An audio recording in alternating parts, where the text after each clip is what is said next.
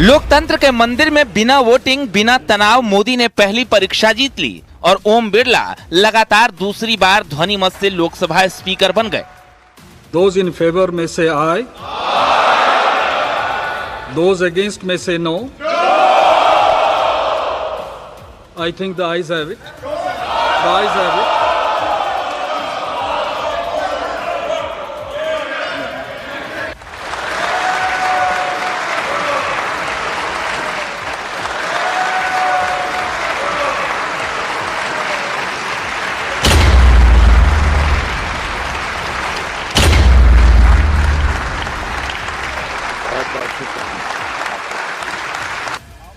वैसे तो लोकतंत्र में चुनाव किसी भी पद के लिए हो, लेकिन लोकसभा अध्यक्ष का पद ऐसा है जिसमें आम राय को हमेशा तवज्जो दी जाती रही है। वजह यह है कि सदन के सुचारू संचालन के लिए अध्यक्ष को दोनों पक्षों का सहयोग चाहिए होता है। तभी तो जब पीएम मोदी ने ओम बिरला को लोकसभा स्पीकर बनने पर बधाई दी, तो लोकसभा में नेता विपक्ष राहुल गांधी ने स्पीकर निर्वाचित होने पर ओम बिरला को बधाई देते हुए कहा, विपक्ष सरकार के साथ सहयोग करना चाहता है। अमृत काल के इस महत्वपूर्ण कालखंड में दूसरी बार इस पद पर विराजमान होना बहुत बड़ा दायित्व आपको मिला है और आपका 5 वर्ष का अनुभव और आपके साथ हम लोगों का 5 साल का अनुभव, हम सबका विश्वास है कि आप आने वाले 5 साल हम सबका मार्गदर्शन भी करेंगे और देश की आशा अपेक्षाएं पूर्ण करने के लिए ये सदन अपना दायित्व निभाने में आपकी बहुत बड़ी भूमिका रहेगी। Confident that you will allow us to represent our voice, allow us to speak, allow us to represent the voice of the people of India. Speaker sir, the question is not how efficiently the House is run. The question is how much of India's voice is being allowed to be heard in this House. So the idea, Speaker sir, so the idea that you can run the House efficiently by silencing the voice of the opposition is a non-democratic idea. बेशक आज सदन में शांतिपूर्ण तरीके से लोकसभा अध्यक्ष का चुनाव हुआ, बिना विरोध, बिना वोटिंग के स्पीकर के नाम पर मुहर लगी, लेकिन स्पीकर के चुनाव के बाद जो संसदीय परंपरा की तस्वीर आई वो सबसे खूबसूरत है। स्पीकर के चुनाव के बाद लोकसभा में प्रधानमंत्री मोदी और नेता विपक्ष राहुल गांधी ने एक दूसरे से हाथ मिलाया और इसके बाद दोनों नेता नए स्पीकर ओम बिरला को लेकर स्पीकर के आसन तक पहुंचे और उन्हें आसन ग्रहण करवाया। 18वीं लोकसभा में राहुल गांधी नेता विपक्ष बने हैं और नेता विपक्ष के तौर पर राहुल गांधी और प्रधानमंत्री मोदी नए स्पीकर को उनके आसन तक लेकर पहुंचे। हालांकि ओम बिरला दोबारा लोकसभा स्पीकर चुन लिए गए हों, लेकिन ओवैसी ने एक बार फिर डिप्टी स्पीकर की मांग उठा दी। उन्होंने कहा, इस हाउस का कैरेक्टर बदल चुका है, अब बीजेपी स्टीम रोल नहीं कर पाएगी। उम्मीद है कि सरकार डिप्टी स्पीकर बनाकर आपका बोझ कम करेगी। मुझे यकीन है कि आप वहां पर बैठे हैं तो यह ऐवान एक कीमती हीरे की तरह ना सिर्फ इस मुल्क की आवाम में, दुनिया में चमकेगा और आप के बोझ को यह सरकार कम करेगी डिप्टी स्पीकर बनाकर। इतना बोझ आप पर नहीं डालना चाहिए। मैं मुबारकबाद देता हूं सर आपको, मैं मुबारकबाद देता हूं कि आप छोटी पार्टियों पर, यह ऐवान अपोजिशन और छोटी पार्टियों का भी है, हमको आप आवाज का मौका देंगे। इस हाउस का कैरेक्टर बदल चुका है सर, इस हाउस का कैरेक्टर बदल चुका है। अब बीजेपी स्टीम रोल नहीं कर पाएगी। हम आपसे मुबारकबाद देते हैं। खैर, जिस चुनाव और तनाव की उम्मीद थी वो खत्म हो चुकी है और ओम बिरला एक बार फिर लोकसभा के स्पीकर चुन लिए गए हैं। हालांकि जिस तरह विपक्ष ने तारीफ और तंज से ओम बिरला का स्वागत किया, इसकी तस्वीर आने वाले दिनों में देखने को मिल सकती है। Bureau report, news 18।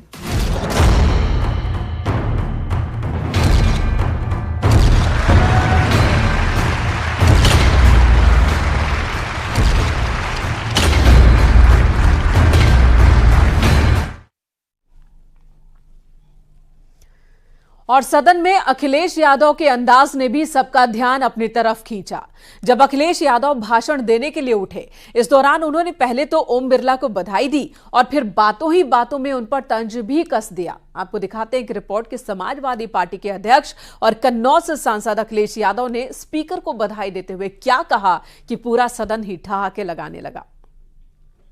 क्रेडिबिलिटी क्या है? आपने कहा 5 करोड़ देंगे विधायक निधि, आपकी पॉलिटिकल क्रेडिबिलिटी क्या है? पॉलिटिकल क्रेडिबिलिटी आप चुनाव जीत सकते हो, लेकिन पॉलिटिकल क्रेडिबिलिटी नहीं है। इतना बदलाव आप लाए, मैं आपको बधाई देता हूं। आप टैबलेट ले आए यहाँ पर, जो वादा किया 2017 का, क्या है आपकी पॉलिटिकल क्रेडिबिलिटी? जो तेवर जो कलेवर अखिलेश यादव का यूपी के सदन में दिखता था, उसी जोश के साथ वो संसद भवन पहुंच चुके हैं। पॉलिटिकल क्रेडिबिलिटी नहीं है, डेवलपमेंट की क्या क्रेडिबिलिटी है? बताओ कहाँ है आपका 20,000 फंड किसान के लिए? मैं अखिलेश यादव जो लोकसभा का सदस्य निर्वाचित हुआ हूँ, ईश्वर की शपथ लेता हूँ। अखिलेश यादव जिस तरह यूपी के विधानसभा में सरकार को घेरते नजर आते थे, कुछ वैसी ही तस्वीर आज लोकसभा में दिखी, जब उन्होंने लोकसभा स्पीकर को बधाई देने के साथ तंज भी कस दिया। अखिलेश यादव ने कहा, निष्पक्षता इस महान पद की महान जिम्मेदारी है। उम्मीद है कि लोकसभा स्पीकर सबको बराबर का मौका देंगे। आप लोकतांत्रिक न्याय के मुख्य न्यायाधीश की तरह बैठे हैं। हम सबकी आपसे अपेक्षा है कि किसी भी जनप्रतिनिधि की आवाज दबाई न जाए और ना ही निष्कासन जैसी कार्रवाई दोबारा सदन की गरिमा को ठेस पहुंचाएं। आपका अंकुश विपक्ष पे तो रहता ही है, लेकिन आपका अंकुश सत्ता पक्ष पे भी रहे।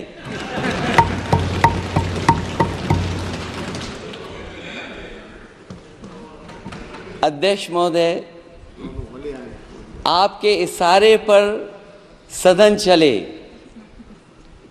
इसका उल्टा न हो। दरअसल विपक्ष की तरफ से समाजवादी पार्टी ही है जो कांग्रेस के बाद सांसदों की संख्या में दूसरे नंबर पर है, जिसकी झलक अब संसद में भी दिखने लगी है। अखिलेश यादव को सदन में बोलने का पहला मौका मिला हो, लेकिन उन्होंने इस मौके को बिना गवाए लोकसभा स्पीकर के बहाने बीजेपी पर भी निशाना साधा। मैं सदन में पहली बार आया हूं, ये नए सदन में।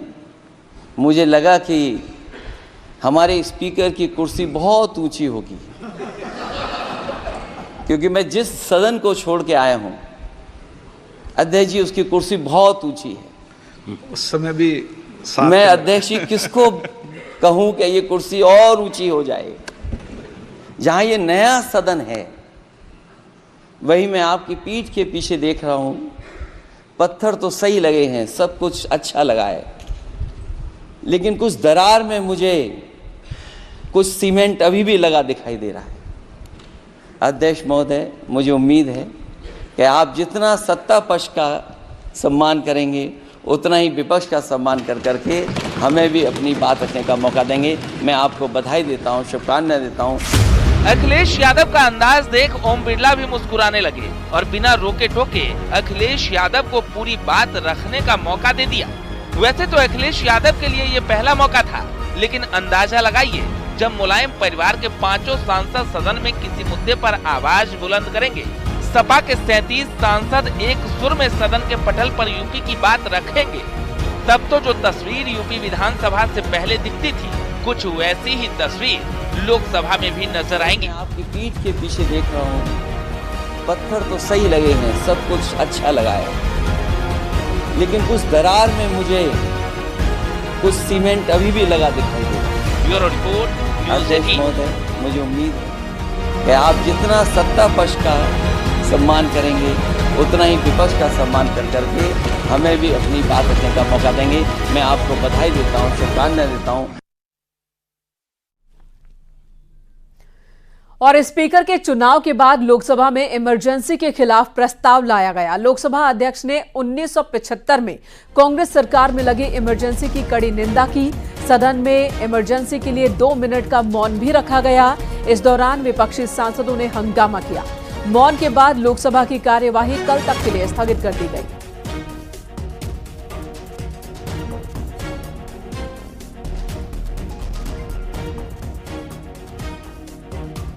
ये सदन 1975 में देश में आपातकाल इमरजेंसी लगाने के निर्णय की कड़े शब्दों में निंदा करता है।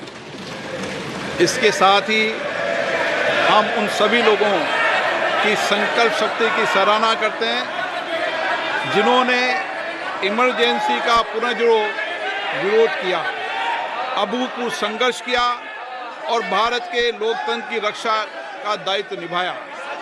भारत के इतिहास में 25 जून 1975 के उस दिन को हम हमेशा काले अध्याय के रूप में जाना जाएगा।